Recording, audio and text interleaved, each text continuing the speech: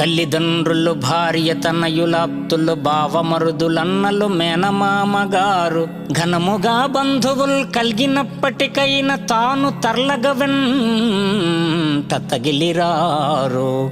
యముని దూతలు ప్రాణమపహరించుకపోగా మమతతో పోరాడి మాన్పలేరు.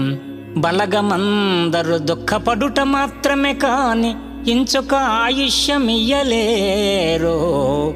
చుట్టముల మీది భ్రమదీసి చూరజెక్కి సంతతము మిమ్ము నమ్ముట సార్థకంబో, సంతతము మిమ్ము నమ్ముట సార్థకమ్ము.